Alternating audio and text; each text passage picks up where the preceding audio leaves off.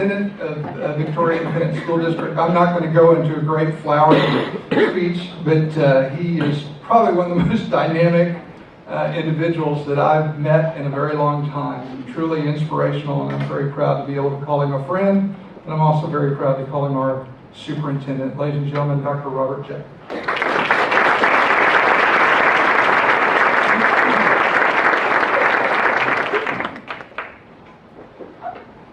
Good afternoon. Randy, when I talked with Randy about my presentation, I said, but Randy, I have an hour worth of slides. And he said, if you want to finish in an hour, you can, but there'll be nobody here to hear your presentation. So we're going to kind of go through this, but before we do, I want to just acknowledge a few people. With us today, we have our board president, Ms. Tammy Keeling.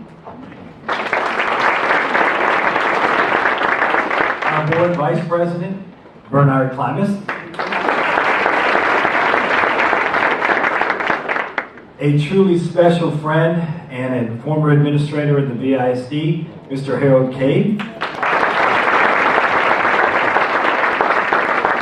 And Ms. Diane Boyer, our public information officer, is going to assist me in our presentation today. Thank you, Diane. Okay. We don't have a lot of time, and we have a lot of things I'd like to share with you. 12 months ago, I had the opportunity to come forward and be the superintendent of schools and share with you the state of the school district. But that was after I've been on the job for only 4 months. Now, 16 months later, we're very excited about the things that we're doing in our school district. And most importantly, as I stand here and I look across the crowd, I see so many friendly faces and so many partners with our school district that on behalf of our Board of Trustees and the entire Victoria ISD, we want to say thank you for all the things that you do to serve as a champion for our children. Because we're taping today, I've got to kind of stay in one spot. Otherwise, I kind of want to walk around a little bit. But we're going to try to be able to help that out as well. One of the things I want to share with you is you take a look at the picture of our students up on the board. Everything we're about, when you come into our school district, when you come into our schools, we're all student-based. Everything we do is based on every child, every classroom, every day, and our decisions are always going to be based on what's best for our students. We really believe that a school is a building that has 4 walls with tomorrow inside. And our responsibility is to create hope and endless possibilities for all our students. How we're going to do that is by that one extra degree of effort. We all know about the story about 211 degrees and at 212 water boils. And that one extra degree makes all the difference. Our commitment across our 612 square miles of excellence is to make sure that we do that one effort every single day to every child. In the Victoria ISD, we're truly committed to this effort. And that extra degree is truly evident across our commitment to excellence. And what we did is, we're on the right track to success. And we're going to talk about the new structures and the new leadership we have in place, our professional learning communities, the focus on professional development, and aligning specific best research-based strategies to address the needs of our students and our teachers, a common curriculum and a common goal, and to stay a safe and nurturing school environment. First thing we want to always understand is culture does not change because we want it to change. Culture has to change when we are transformed as an organization, and it reflects the belief and the abilities of our people. For example, in the Victoria ISD, we're going to start off with our district accountability rating. Right now, our rating is improvement required. But I want to tell you, things are not always as they seem. And I want to share with you the specific reason why we are considered improvement required. In the state accountability, there are 4 indexes that determine the measurement of a school district as well as the measure of a school. If you look at Index 1, the state standard is 50 points. In the Victoria ISD, we scored 66, well above the state standard. Index 2, the state standard is 21. We scored 34, way above. Index 4, graduation requirements, graduation and dropout rate, index state standard, index 4, 75 points. We scored above that with a 78. Then we get to index 3, which is called closing the performance achievement gaps. The state of Texas determines 3 groups of students from 2011-2012 that were your lowest performing groups that you are going to be measured by. In the Victoria ISD, our 3 performing groups were economically disadvantaged, African American, and American Indian. Now, in order to get a score out of those groups and get some points, there are 2 criteria that have to be met in those student groups. One is you have to have at least 50 tests taken overall. The second criteria is in each of the tests.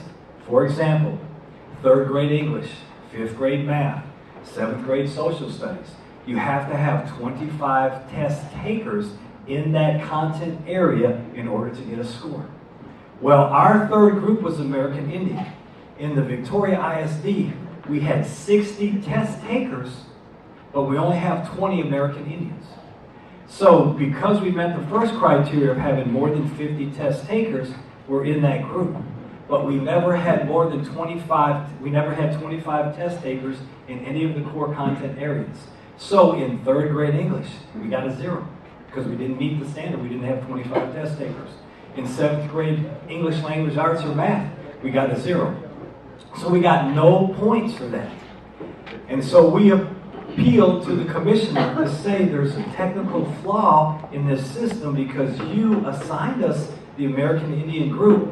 We showed a 5% gain in our American Indian group. They had a 5% increase in their score, but we weren't able to count it. So we appealed.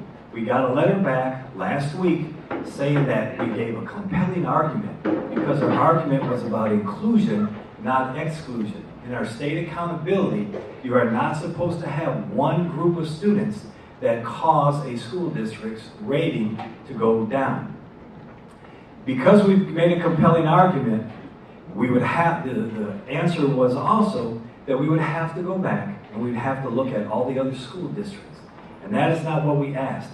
We asked that there's a school district that is similar to us, that met standard if you would have counted that group of students, but because the state assigned us that group and didn't allow us to count them because they didn't have 25 test takers, then either give us credit for that, 5% growth, or go to the next group.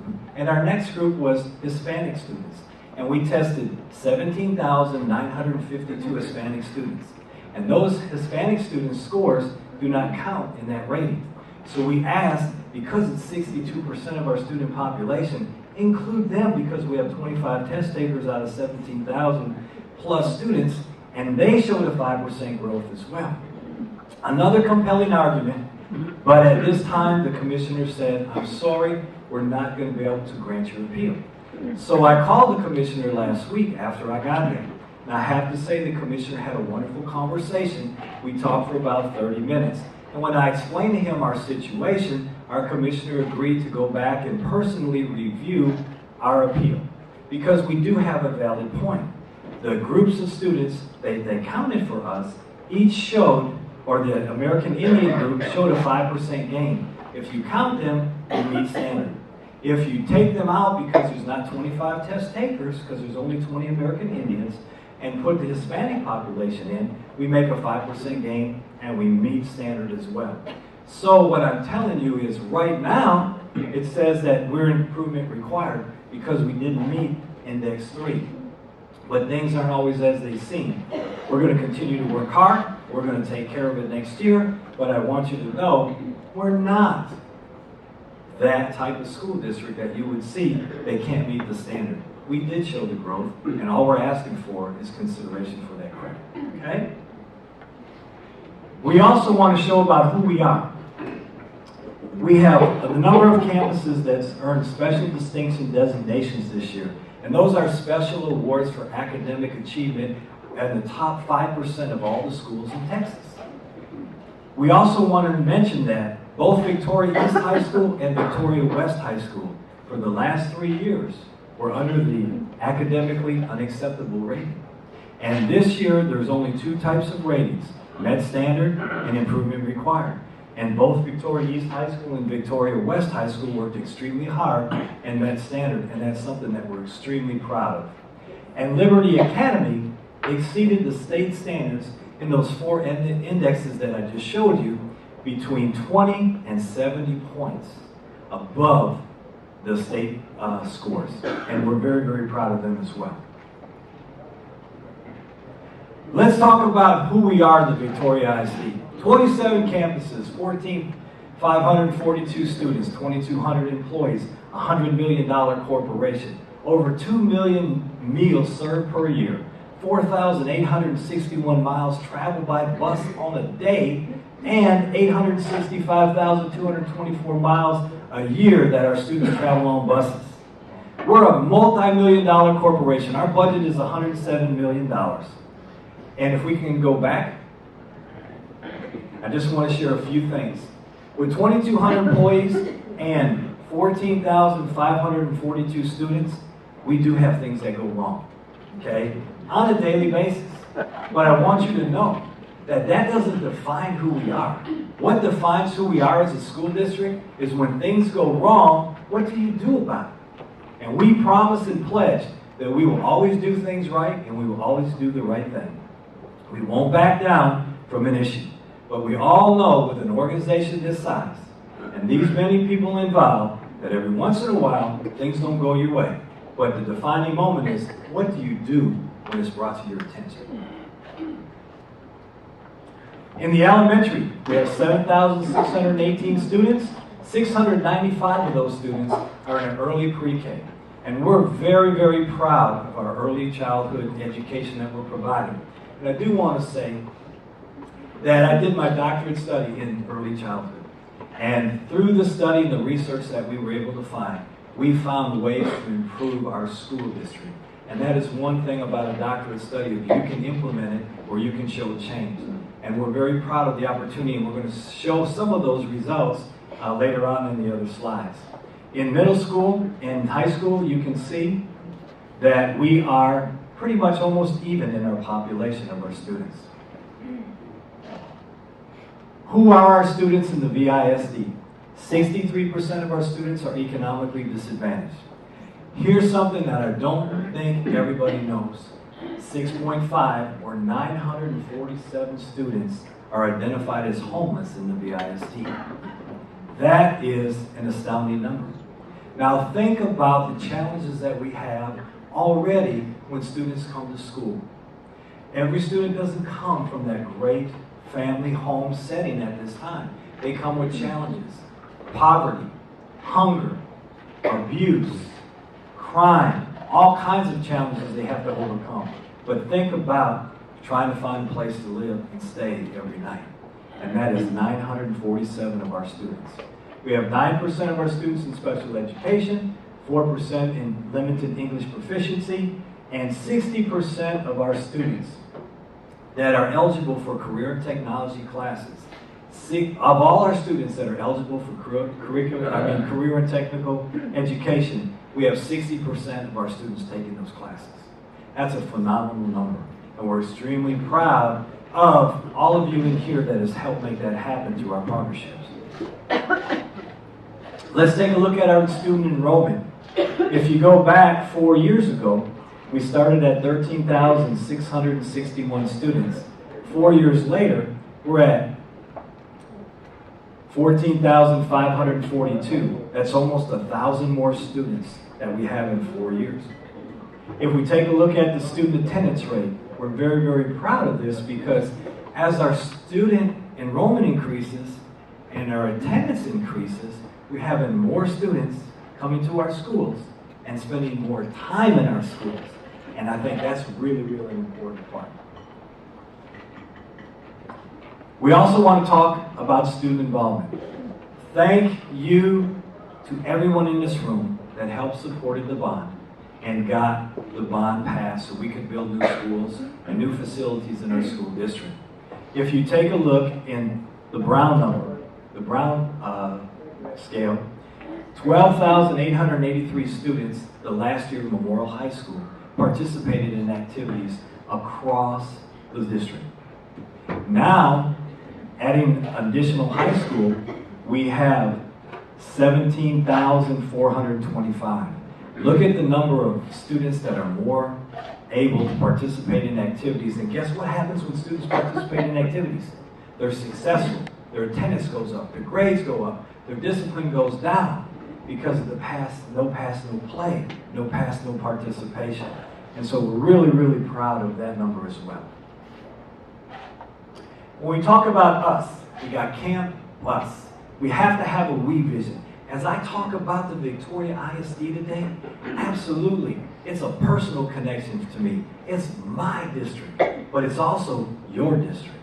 Our school district is only as good as our community, and our community is only as good as our school district. And for all of you being in this room today shows your commitment to our students and our school district, and we truly appreciate that. One thing that we really want to measure is we're changing our shift from a focus on teaching to a focus on learning. As much as I stand up in front of this classroom, and as much as I have the lesson down and I'm teaching the Texas Essential Knowledge and Skills, if my students aren't mastering it and aren't learning it, it doesn't matter how good my lesson is. And so we've adjusted our focus on our teachers and our students being responsible and part of the learning process. We did a total makeover of our school district. We have 27 schools in our school district. This year we have 50 new principals in place in our schools. We have several new assistant principals, several new counselors, and we hired 210 new teachers.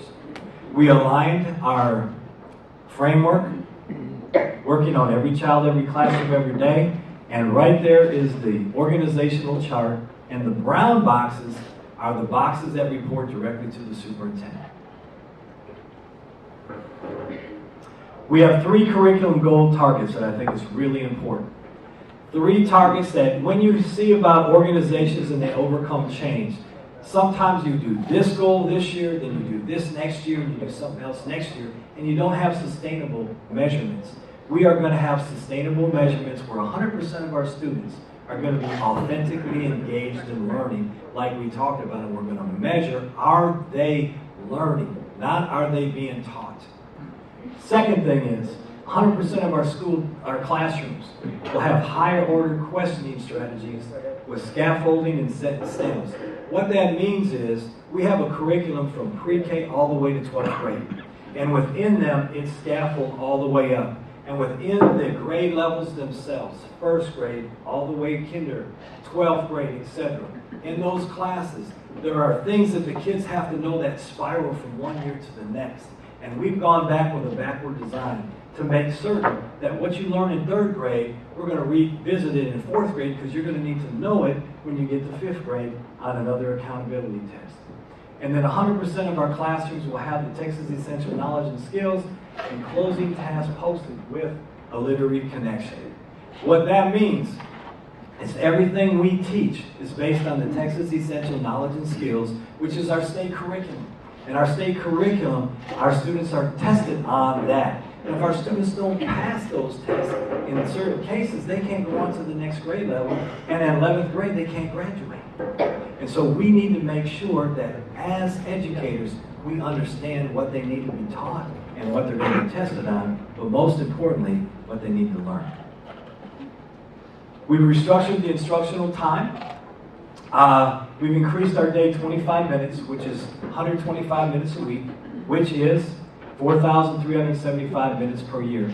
We went from an A-B block schedule where students met every other day to a 7-period traditional day schedule so we could build relationships. We found out that kids were coming to school on A days, but on B days we're having 19 to 20 absences because they weren't connected and in some cases they weren't assigned to the classes that they wanted to. We've also established guaranteed minutes in the core contact areas for elementary. And you can see that every week students are getting a guaranteed amount of minutes in those core areas across every single school we have in Victoria ISD. Why is that so important? Because out of those 14,542 students, we have 32% of our students that travel across the district. We have one elementary school this year that had a 5th grade class of 26 kids, and only 6 of those kids started in that elementary school. The other 20 transferred in and were just transfers in across the district. So imagine having 20 out of 26 of your students that didn't even start at your school and end at 5th grade. We expanded our extended day opportunities. We have 0-hour classes for students. We have 8th period classes for students. We have expanded homework centers. So it's on Tuesdays and Thursday evenings. Our kids can go to the homework center from 4:30 to 8:15. And there we provide transportation. We have a bus at each one of the high schools. So when the kids come out at night and they don't have a ride home, they don't have to worry about it. We're going to take you home. There's no excuse for you not to stay. Now within those extended homework hours, we also have SAT prep classes that we pay for our kids. So we have groups of 25 at a time at each high school that goes through the SAT prep classes. And those are hundreds and hundreds of dollars for kids that we take care of because we want them to be successful. And I know we're getting close to time, so we're going to kind of go through. We have professional learning communities where everybody meets as groups, and we plan and collaboratively decide what we're going to do based on data-driven decisions. And that's across the board. And you can see our principals, assistant principals, instructional coaches, teachers, and our career and tech teachers meet in blocks to determine what we're teaching, how we're teaching it, how we're doing our tests, how we're doing our assignments, and how we're monitoring our progress. And we also have a focus on the Fundamental 5, and that is a district-wide focus. We frame our lessons. We work in the power zone. The power zone is the places in the classroom where the teacher can be most effective in working with the students. And guess what? Behind the desk is not a place where we can be most effective. And that's not considered part of the power zone. We have small group and purposeful talking about the learning, to recognize and reinforce, and critically writing is really, really important. We talked about purposeful planning and being intentional in everything that we do. Our pre-kindergarten initiative, something that we're really, really proud of. We created and got a brand new curriculum for pre-K this past year based on the research we were able to find. And we created a pre-kindergarten institute for 5 days for our pre-kindergarten teachers that came up and got the training so they would be excited about it. They've done a wonderful job. Right after that, how we have a freshman fish camp where our freshmen come up first week of school to learn about high school. We decided to have a minnow camp. So we brought all the little 4-year-olds and their parents up to school to go to school without anybody else. So no other students were in the schools, just our pre-K and our pre-K parents. And I want you to see on the transition, right under these transition activities, if we could go back one, Diane, 70% of our pre-K families attended our minnow camp, compared to 29% of the parents who came when we just had pre-K night like we had everything else. So 70% of 692 students, we had their parents and their students in school together. That was a wonderful, wonderful event. In our elementary initiatives, we're going to make sure that we're committed to following those initiatives every single day. We have the same thing on the secondary initiatives. And one thing I want you to know on the secondary and the elementary, we're committed to the student and the needs of the student. So if we have to provide intervention, we do that. If we have to provide special classes for certain students who are identified that need assistance in reading, assistance in math, we have those in the elementary, the middle, and the high schools. But we also are committed to helping and assisting that student who wants to have that rigor. And so we really increased our pre-AP curriculum to be able to support the students that take the AP and the dual credit classes as well. Same thing with our bilingual students. We're committed to providing them the support that they require. Also, our Family Connection Center, we have wonderful opportunities for our students and families to get support and work with the school district. Our advanced academics, like we talked about, we're very, very committed to making sure that every student gets their needs met. We also, for the intervention programs, we have several computer labs and several opportunities in the curriculum to support our students in that capacity as well. We have several opportunities for our students to have diverse learning opportunities, such as our early college high school and all the things that we talked about earlier. One thing I want to talk about real quickly is our early college high school. We're so proud of the Liberty Academy, where dual credit courses are held at the campus in connection and partnership with Victoria College. And our first graduating class will be in 2015. And we're so excited because those graduates, when they walk out of that early college high school, they're going to have 60 credits of college. They're going to have an associate's degree before they even get out of high school. How wonderful is that? And the students that don't have the whole 60 credits, thank you. The students only have 45 or 40 credits. It still tells them, guess what? I can go to college. I've already got all of these hours. I can do this. And it's just a great opportunity for our students to achieve that success so early. Right now we have several pathways that our students are going to choose from, and we're going to roll those career pathways into the new House Bill 5 requirements. And if you take a look at with the 48 career and tech courses opportunities that we provide, that's where we have 60% of our students participating in career and tech classes. It allows us to roll all that up and put us into House Bill 5, which replaces the current recommended minimum and distinguished high school achievement plan with a 22 credit foundation plan.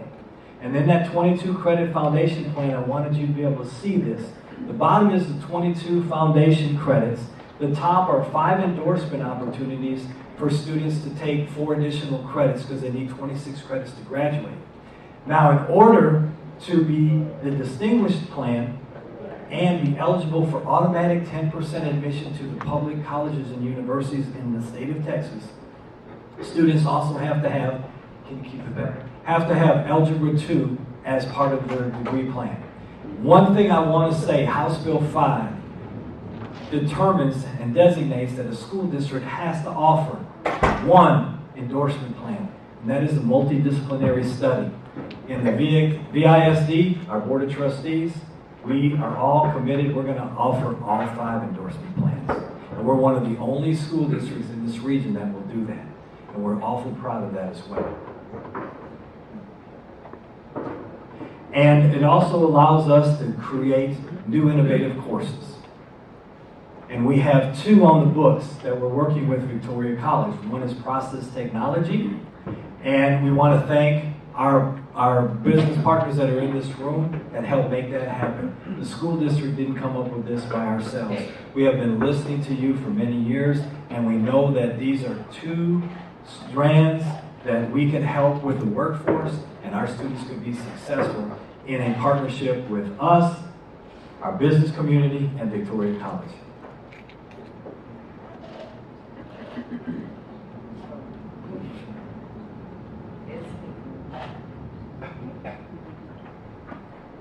Quit thinking. I'm sorry.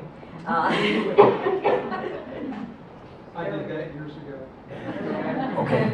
We've also upgraded our facilities across the district to make sure that no matter where we go, our students are getting a great quality facility as they get their education. We just want to show all the different working together groups that we have that serve as champion for our children.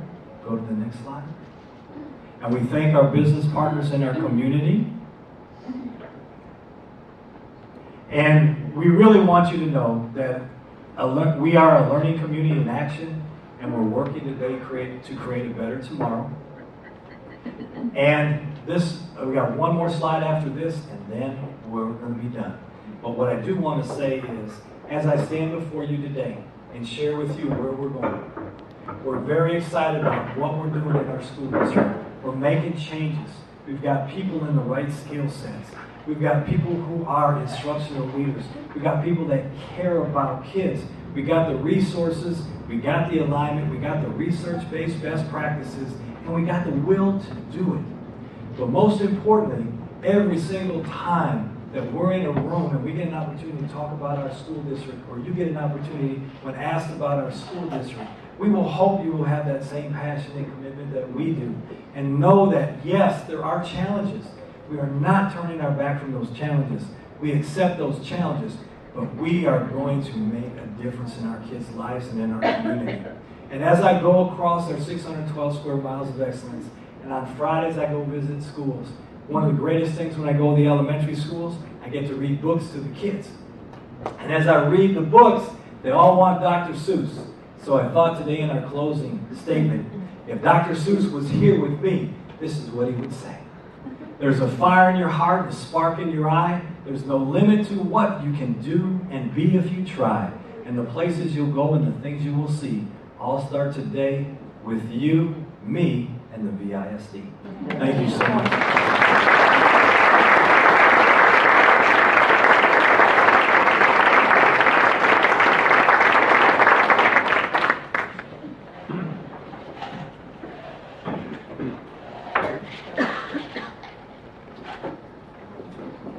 With my tongue firmly planted in my cheek, no, there's nothing going on at VISD right now, and not a thing we can be proud of.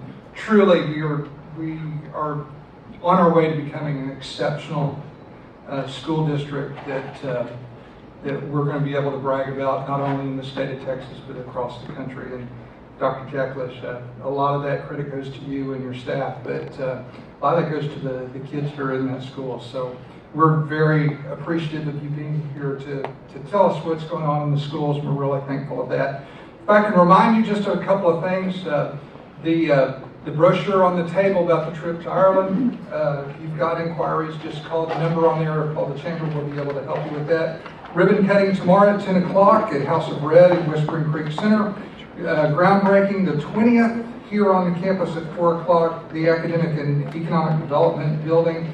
Newcomer Social on the 21st, Feast of Sharing on the 19th of December. The annual Chamber Banquet is on January 30th. I'd like to thank the University of Houston, Victoria for allowing us the use of this facility that they are always so gracious to give us. I want to thank you for your support of the Chamber. Thank you for being here, and we'll see you in 1 month back in this room for the annual Chamber Awards Luncheon. So thank you very much for your support of the Chamber, and have a great day.